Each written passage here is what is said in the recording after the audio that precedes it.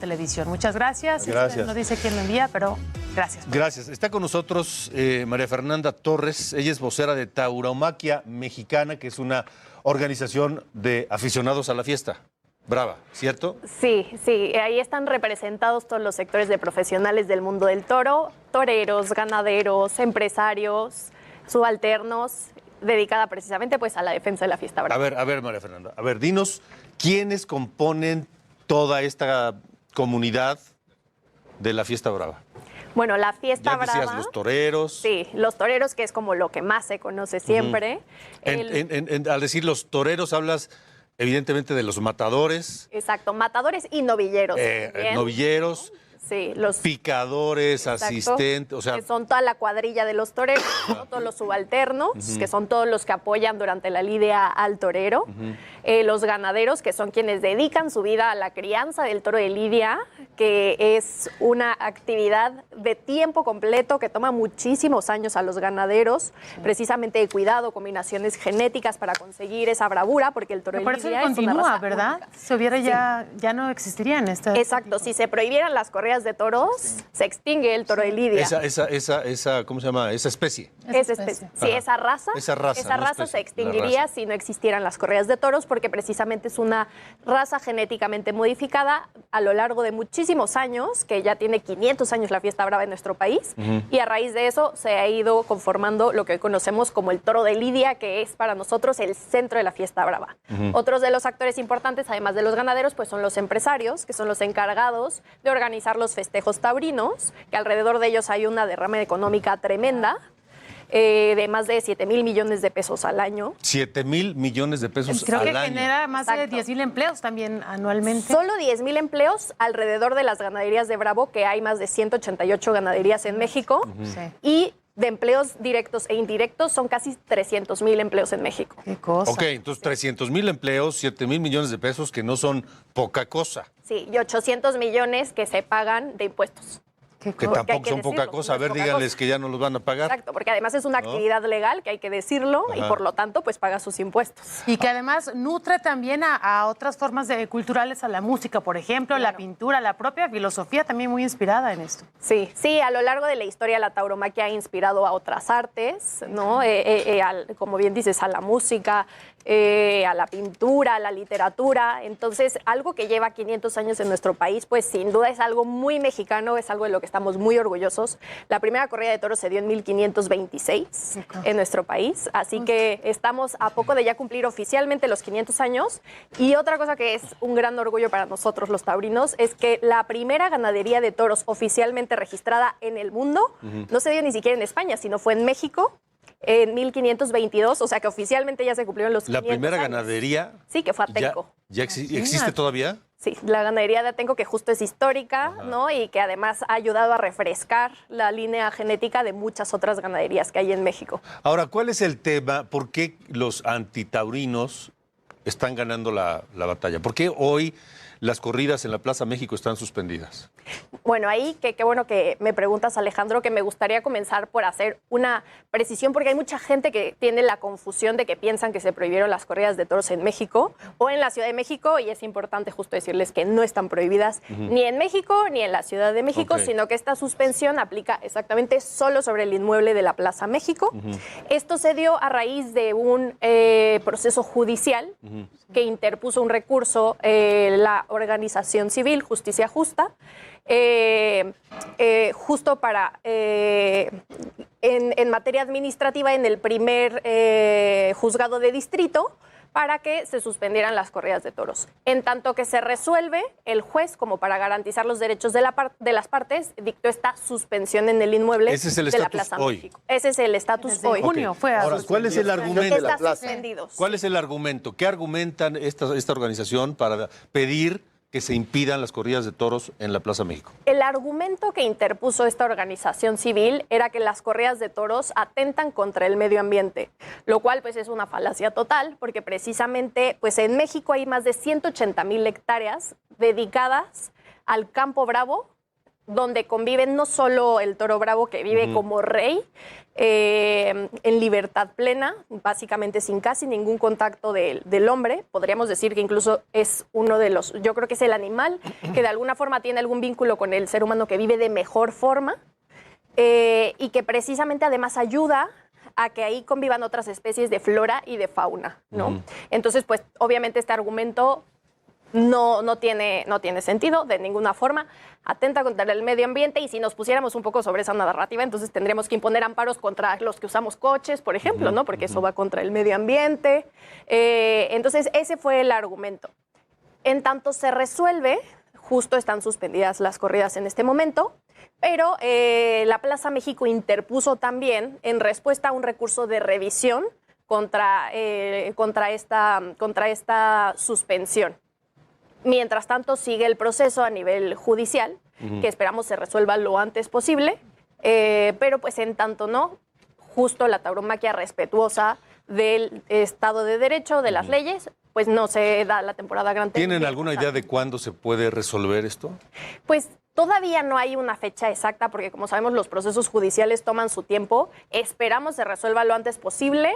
Se habla de que quizá a finales de este año, o sea, a finales de, ya estamos en diciembre, o a inicios del próximo año, pues se tengan noticias. Sería lo que esperaríamos, porque pues obviamente todos ya estamos deseosos de que se den corridas en la Plaza México, pero pues estamos a la expectativa de lo que decidan las autoridades judiciales. ¿Cómo recibieron la noticia al momento de que que se suspende lo de la Plaza de Toros? Porque es un golpe muy fuerte y más por la época, ¿no? La corrida del 12 es muy especial para los taurinos. No, y viniendo de pandemia. Exactamente. Claro. O sea, del cierre por la pandemia, ¿no? ¿Qué tanto afecta este tiempo de suspensión y cómo recibieron la noticia, obviamente, todo el mundo de la tauromaquia? Sí, pues la noticia obviamente a todos nos cayó como una bomba, y además pues es una tragedia, sobre todo no nada más para el sector taurino, que además pues ahí hay muchísimas familias que viven de eso, ¿no? Al 100%, como decíamos, que eso es importante, pensar en que no nada más se afecta a la Ciudad de México, sino que al ser una industria de escala nacional, ¿no? Porque las ganaderías pues están repartidas en toda la República, los toreros no viven todos en Ciudad de México, sino la Plaza viven... de Toros es la que mejor paga también. Claro, y además pues es la plaza más importante de América, la más importante de México y una de las 3 más importantes del mundo, ¿no? O sea, sería la Plaza de Toros más importante fuera de España, con un aforo de 45,000 aficionados y que genera una derrama económica de más de 30 millones de pesos por corrida cuando se da una corrida de toros en la Plaza México. Entonces, al no generarse este recurso, hay muchísimas familias afectadas de manera directa, indirecta, los mismos restaurantes, ¿no? Que están alrededor de la Plaza de Toros, incluso se han visto en riesgo de cerrar, porque ellos ya tenían garantizado que a raíz de las corridas de toros que se daban... Iban a tener buenas ventas. Claro. Sí, Exacto. claro. Sí. Yo preguntaría, María Fernanda, para quien... Yo no soy partidario de la fiesta brava, no... Y más que tenga que ver con una cosa, como decías, Vero, ¿no? No es una incongruencia, porque sí, como carne, por ejemplo, es una cosa desde como mi ética y mi moral, que no va conmigo. Entiendo todo lo que me estás diciendo. No me gusta, no lo consumo. Ok, está bien, Sí, pero- estoy en contra en la medida en la que no lo consumo. Bueno. No voy Pero y no te opones. protesto. Exacto. Ok. Pensando en que hay gente, estoy leyendo en los comentarios, hay gente que dice que se haga la corrida, pero que no los maten, ¿no? Pensando que ese es el argumento, que viene también como desde esta postura un poco más ética, de respeto a los animales, etcétera.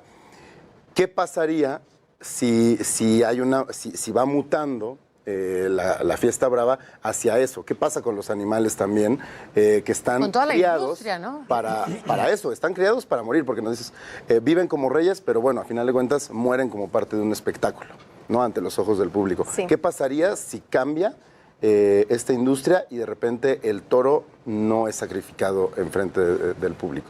Sí, ahí qué bueno que preguntas, porque te compartiría 2 datos muy importantes que muchas veces la gente no conoce. Es que de todos los toros de lidia que se crían, solo el 10% va a una plaza de toros a lidiarse. O sea, solo ese 10% morirá en una plaza de toros, que de alguna forma ese 10% permite que el 90% restante de su especie pueda seguir viviendo.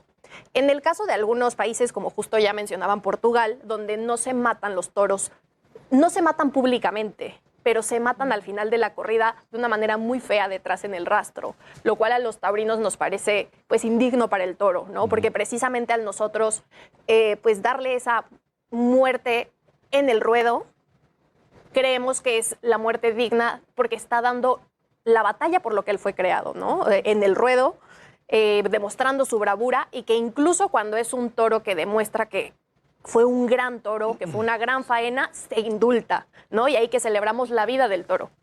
Entonces, también porque no, este tema de la muerte a veces es complicado con los taurinos.